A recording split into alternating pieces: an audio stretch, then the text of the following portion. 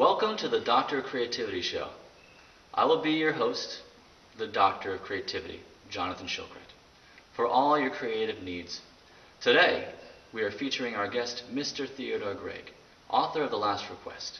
He will be discussing Chapter 1 and 2 of his 5-star rated action thriller. Plus, this week's movie review. Today we will review The Curious Case of Benjamin Button, the Academy Award nominee for Best Picture.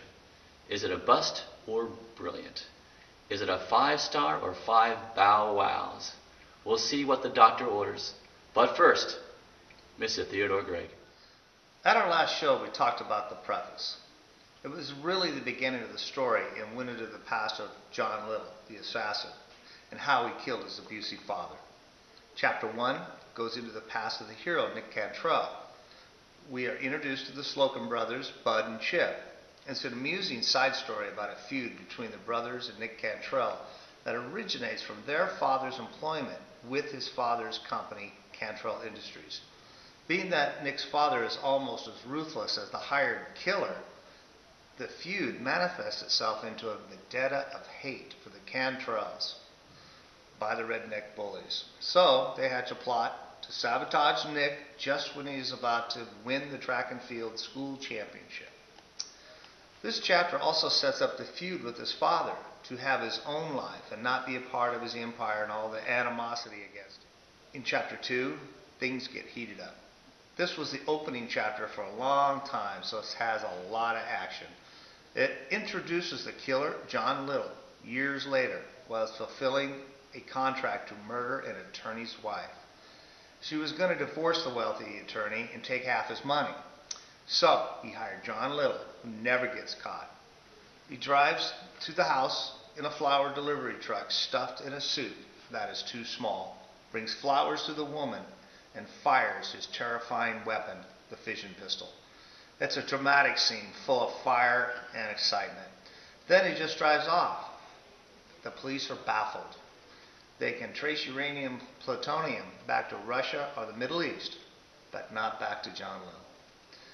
But there is one detective who's determined to stop the killer before he can strike again with his next contract and murder our hero, Nick Cantrell. Until next time, please enjoy Last Request.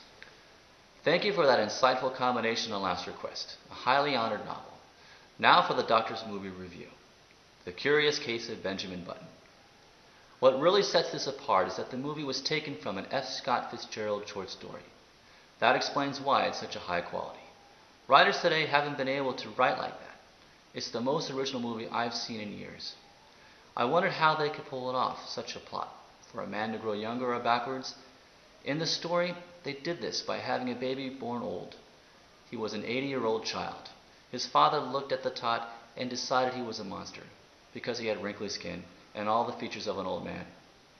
He grabbed the child and ran to the river to throw it in, but was stopped by a policeman who chased the father with the child throughout the city. Desperate, the father came upon an old folks' home and placed the child on the back steps. There he was discovered by a young black woman who had worked at the home. She raised the child there where he fit in because the residents were old too. From there the story shows his extraordinary life of love, living and growing younger by the day. There's a war scene that has never been matched, a fight between a tugboat that wouldn't quit and a German submarine who had just destroyed a convoy of ships. And of course, the deeply sad ending when he returns to being a baby and dies.